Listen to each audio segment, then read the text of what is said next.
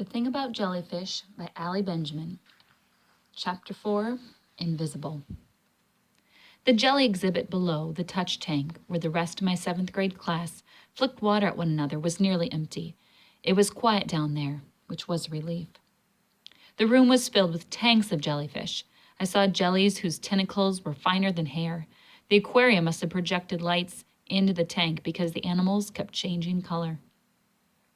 Nearby in a different tank, I looked at jellies whose tentacles swirled the way wisps of a girl's hair might if she floated underwater. In the third tank, the jelly's tentacles were so thick and straight, it seemed like the animals had created their own prison. There was even a tank filled with brand new baby jellies. They looked like tiny, delicate white flowers. Such strange creatures, all of them. They looked like aliens almost. Graceful aliens, silent ones. Like alien ballerinas who danced without needing any music. Near the corner of a room, a sign said, "An invisible enigma." I knew what enigma meant. My mother often said I was one, especially when I dipped fried eggs in grape jelly or deliberately wore mismatched socks. Enigma means mystery. I like mysteries, so I walked over to read the sign. A photograph on the sign showed 2 fingers holding a tiny jar. Inside the jar, almost impossible to see, floated a transparent jellyfish, about the size of a fingernail. The text explained that the jar held something called an Irukandji jellyfish, whose venom is among the most dangerous in the world. Some even said it was 1,000 times as strong as that of a tarantula.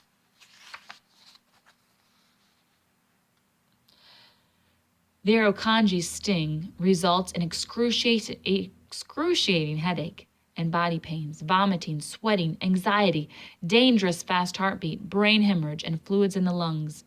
When stung, patients report a feeling of impending doom. Some patients are so certain that death is imminent, they beg physicians to kill them so they can get it over with. Well, that sounded completely awful. I read on. Indeed, there are a number of documented deaths from Irukandji syndrome, and it is unknown if Irukandji's sting have been the true cause of deaths mistakenly attributed to other causes. Scientists are trying to learn more about the venom and about where the true impact the Irukandji sting is much greater than previously understood.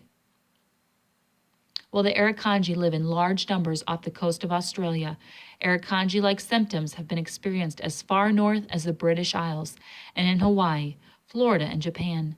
As a result, many researchers believe that Irukandji have migrated far beyond its native Australia. As the oceans warm, it is likely that the Irukandji, like other jellies, will continue to migrate over greater distances. When I finished reading that passage, I read it again. Then I read it a 3rd time. I looked at the photograph, at that transparent little creature. Nobody would ever see that thing in the water. It would be completely invisible. I turned back to the explanation. I stared at those words for a long time. Number of documented deaths. Migrated over greater distances.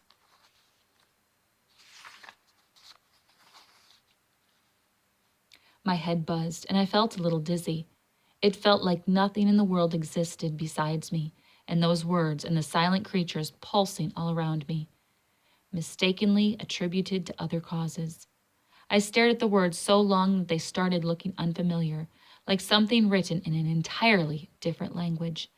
It was only when I exhaled that I realized that I hadn't been breathing. My classmates chattering returned to me then, and I hurried back to the stairs to the touch tank room where I left them.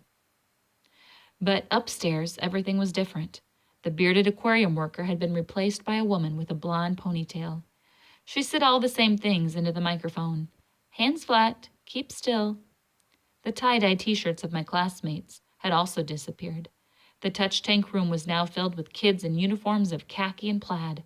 This was a different school group altogether. I wondered if my classmates had gone back to the Eugene Field Memorial Middle School without me. I stepped out into the main part of the aquarium and looked around. It didn't take long for me to spot those tie-dye t-shirts. They snaked around a giant ocean tank like a school of mottled, neon-colored fish. They hadn't even bothered to visit the jellies exhibit. They knew nothing about the Irukandji.